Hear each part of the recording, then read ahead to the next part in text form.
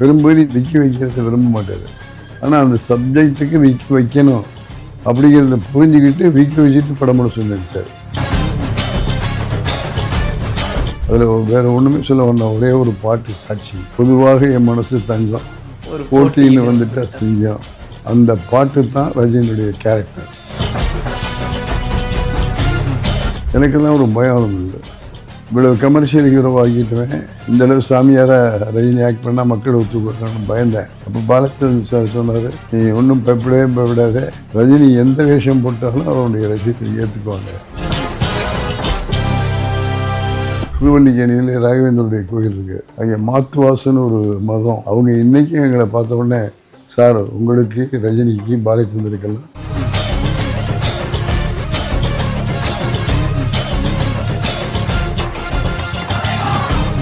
வணக்கம். நீங்கள் பார்த்துட்டு இருக்கிறது டேக் ஒன் தமிழ். நான் உங்கள் விஜய் பிராணேஷ். இன்றைக்கி என் கூட இருக்கிற ஒரு ஸ்பெஷல் கெஸ்ட் யார் அப்படின்னு பார்த்தீங்கன்னா, அதாவது தமிழ் சினிமாவோட ஓஜி டைரக்டர்ஸ் அப்படின்னு எடுக்கும்போது இவருடைய பெயர் இல்லாமல் இருக்காது. கமர்ஷியல் ஃபிலிம்ஸ் அப்படின்னு வரும்போது 10 படங்கள் எடுத்தோன்னா அதில் 7 படங்கள் இவரோடதாக தான் இருக்கும். அண்ட் ரஜினி சாரும் இவர்களும் சேர்ந்து கொடுத்த பிளாக் பஸ்டர் ஏராளம். என் கூட இன்றைக்கி எஸ்பி முத்துராமன் சார் தான் இருக்கார். அவர்கிட்ட நிறைய விஷயங்கள் கேட்டு தெரிஞ்சுக்க போகிறோம். வாங்க பேசலாம். வணக்கம் சார். வணக்கம். 25 கதாபாத்திரங்கள் அவரை வச்சு பண்ணியிருக்கீங்க. ஒவ்வொன்றும் ஒவ்வொரு வித்தியாசமான கதாபாத்திரங்கள். 6லேருந்து 60 வரையில் நாங்கள் சண்டை போட்டு நாங்கள் ரசித்த ரஜினிகாந்த் அவர்கள் நாங்கள் போய் பார்க்கும்போது அதில் ஒரு அமைதியான ஒரு அண்ணனாக பண்ணியிருக்காரு. முரட்டு காலையில் அப்படி ஒரு முரட்டுத்தனமான ஒரு முரட்டு காலையை பொறுத்தளவு ஏவி 8 வருஷமாக படம் பண்ணலை. 8 வருஷத்துக்கு பிறகு தான் படம் பண்ணாங்க. அப்போ ரஜினி சாரை வச்சு படம் பண்ணுறதுன்னு முடிவு பண்ணும்போது பஞ்சாண்டேன் ரஜினி வித்தியாசமான ஒரு விவசாயியாக, வித்தியாசமான கிராமத்தாளாக வச்சு அந்த கேரக்டர் பண்ணோம். அந்த கேரக்டர்லேயும் அவர் பிரபாவமாக போகிறார். எப்போவுமே பெரும்பகுதி விற்க வைக்கிறத விரும்ப மாட்டார்.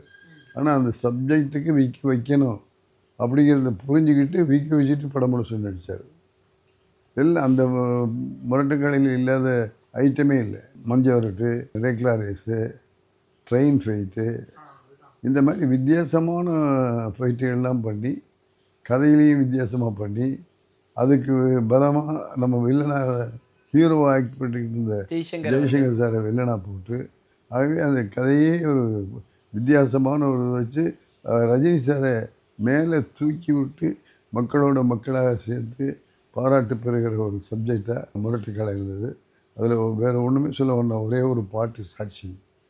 பொதுவாக என் மனசு தங்கம், போட்டின்னு வந்துட்டா செஞ்சோம். அந்த பாட்டு தான் ரஜினியுடைய கேரக்டர்.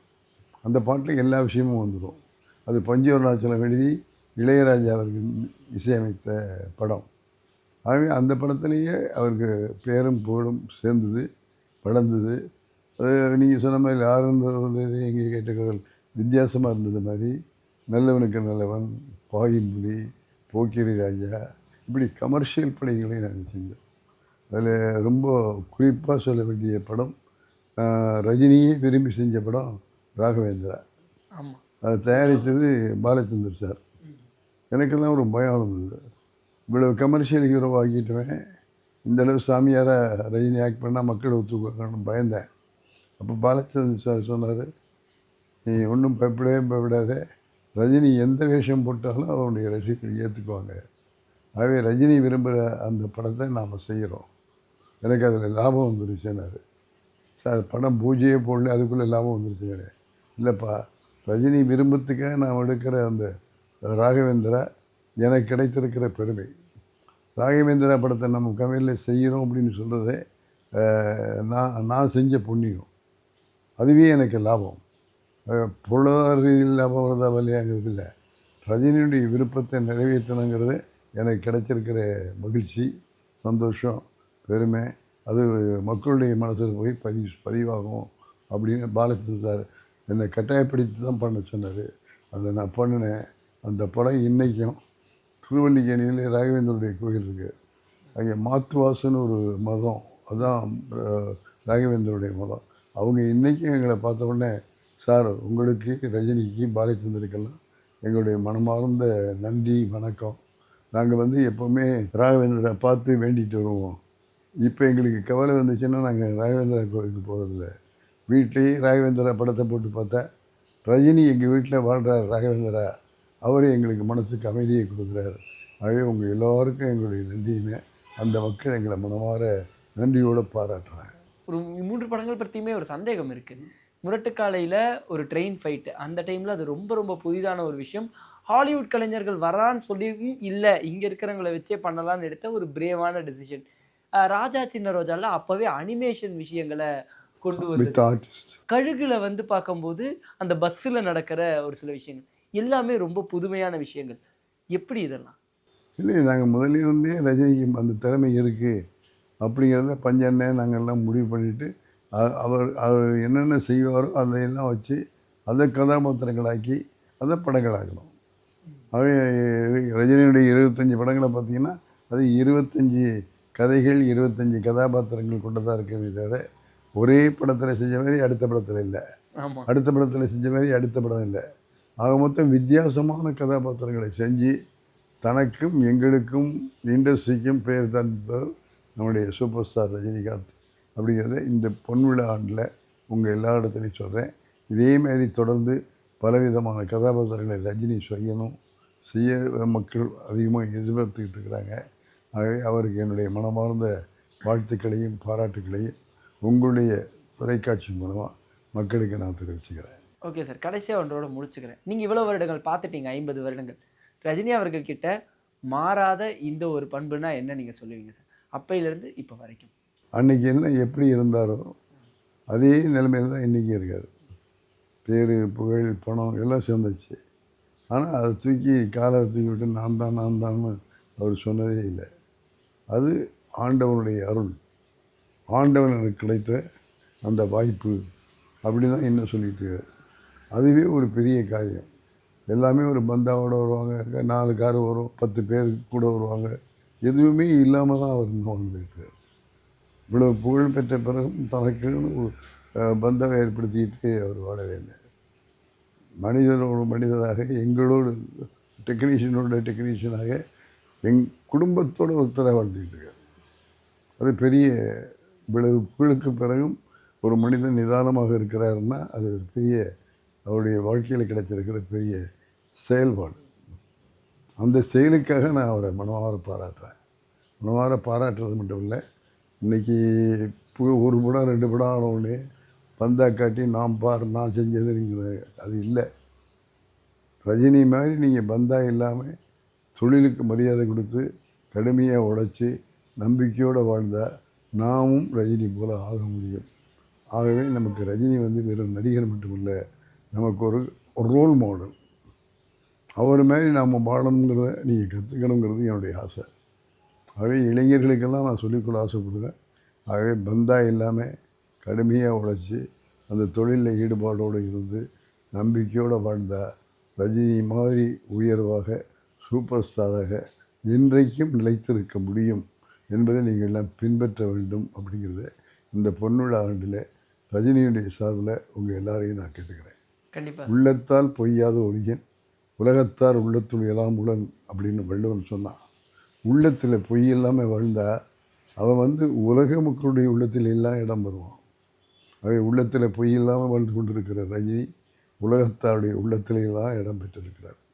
ஆகவே இந்த குரலை வச்சு, இந்த குரலை சாட்சியாக வச்சு உங்கள் எல்லாருக்கும் சொல்கிறேன், உள்ளத்தில் பொய் இல்லாமல் வந்தால் உலகத்தாருடைய உள்ளத்திலையெல்லாம் நீங்கள் இடம் பிடிக்க முடியும் என்பதை ரஜினியுடைய செயல்பாடை வச்சு நீங்கள் கற்றுக்கொள்ள வேண்டும், செயல்பட வேண்டும் என்பதை இந்த பொன்விழா ஆண்டில் உங்களிடத்தில் பகிர்ந்து கொள்கிறேன்.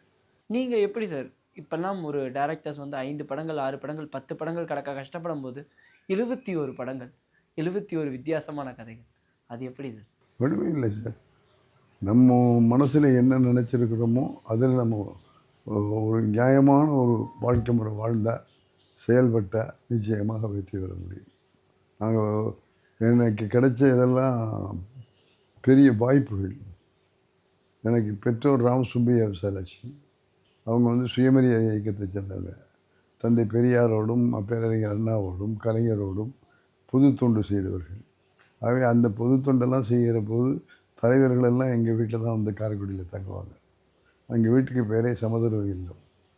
ஆகவே அப்படிப்பட்ட ஒரு குடும்பத்தில் பிறந்து அந்த குடும்பத்தோடையே வாழ்ந்திருக்கிறதுனால அந்த பண்பாடுகள், அந்த சுயமரியாதை, அந்த எல்லாரையும் சமமாக மதிக்கணுங்கிற இந்த உயர்ந்த கொள்கை, இதெல்லாம் ஆரம்பத்திலேயே பிறந்த வீட்டிலிருந்து எங்களுக்கு கிடைச்ச பணி.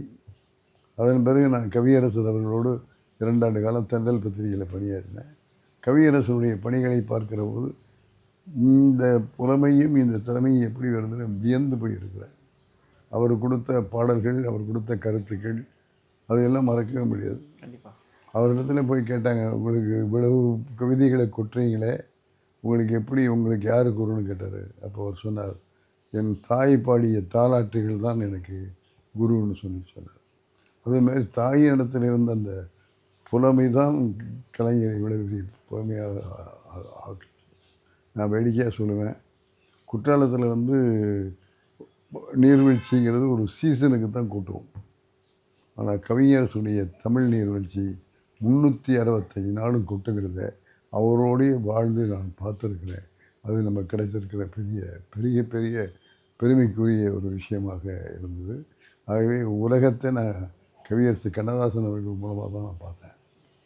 அதன் பிறகு நான் ஏவிஎம்மில் போய் எடிட்டிங்கில் செட்டியார் மெய்யப்ப செட்டியாரெல்லாம் சொன்னார், நீ தென்றல் பத்திரிகையில் கண்ணதாசனோட வேலை செய்கிற, சினிமாவிலையும் அதேமாதிரி ஒரு எடிட்டிங் டிபார்ட்மெண்ட் இருக்குது. எது வேணும் எது வேண்டான்னு சொல்லி டிசைட் பண்ணுற இடம் எடிட்டிங் டிபார்ட்மெண்ட்டு. அந்த எடிட்டிங் டிபார்ட்மெண்ட்டு தான் சினிமாவுக்கு ஜங்ஷன். நீ எடிட்டிங் கற்றுக்கிட்டீங்கன்னா அப்புறம் நீ எல்லா வேலையும் செய்கிறதுக்கு உனக்கு பயிற்சி கிடைக்கும். அதுவே எடிட்டிங்கில் அப்ரெண்டிஸாக போய் சேருன்னு என்னை எடிட்டிங்கில் அப்ரெண்டிஸாக சேர்த்த பிறமை ஏவிஎம் அவர்களை சேரும். அவை அந்த காலத்தில் இந்த இன்ஸ்டியூட்லாம் இல்லை. ஏவிஎம் தான் எங்களுக்கு பல்கலைக்கழகம். அதில் வந்து செட்டியார் அவர்கள் வேந்தர், பிள்ளைகள் எல்லாம் துணைவேந்தர்கள், அங்கே வந்த டைரக்டர்ஸ் எல்லாம் பேராசிரியர்கள். ஆகவே அப்படிப்பட்ட அந்த ஏவிஎம்மில் படித்ததுனால தான் நாங்கள் இன்றைக்கி இந்த அளவுக்கு வந்திருக்கோம். எதையுமே தப்பு நடந்தால் செட்டியார் ஒத்துக்க மாட்டார், திருப்பி எடும்பார். நமக்கே பிடிக்கலைன்னா மக்களுக்கு எப்படி பிடிக்கும்? ஆகவே அந்த காட்சி நல்லா வரணும்னு வச்சா அந்த காட்சி சரியா இல்லை, அந்த காட்சியை திருப்பி எடுத்து நாங்கள் டைரக்டர் ஆனோம். ஆகவே அந்த அளவுக்கு ஏவிஎம்மில் பயிற்சி பெற்றதுனால தான் இத்தனை நாள் நாங்கள் சினிமாவிலே கிட்டத்தட்ட 60 வருஷமாக இருக்கோம், 55 படங்களை பண்ணியிருக்கோம். அப்படின்னா அந்த அஸ்திபாரம் எங்களை நிலைத்து நிற்க வைத்திருக்கிறது. ஆகவே வந்தோம் போனோம்னு இருக்கக்கூடாது, ஆழமாக எதையும் சிந்திக்கணும், ஆழமாக செயல்படணும், கடுமையாக உழைக்கணும், நம்பிக்கையோடு இருக்கணும். இதெல்லாம் இருந்தால் நீங்களும் எங்களைப் போல உயர்வாக வர முடியும் அப்படிங்கிறத இளைஞர்கள் பண்ணணும். எப்பவும் இந்த கடிகாரத்தை பார்த்துக்கிட்டு வேலை செய்யக்கூடாது. இரவா பகலா சாப்பாடா தூக்கமாக இதையெல்லாம் நாங்கள் முக்கியத்துவம் கொடுக்கவே இல்லை. வேலை வேலை வேலை. ஆகவே தொழிலில் முக்கியத்துவம் கொடுத்தோம், கடுமையாக உழைச்சோம், நம்பிக்கையோடு வாழ்ந்தோம், ஒழுக்கத்தோடு இருந்தோம். இப்படி இருந்தால் வெற்றியை தேடி நீங்கள் போக வேண்டாம், வெற்றி உங்களை தேடி வரும் என்பதை நம்முடைய ரஜினியுடைய பொன்விழாவில் ரஜினியுடைய செய்தியாக உங்களிடத்தில் பகிர்ந்து கொள்கிறேன்.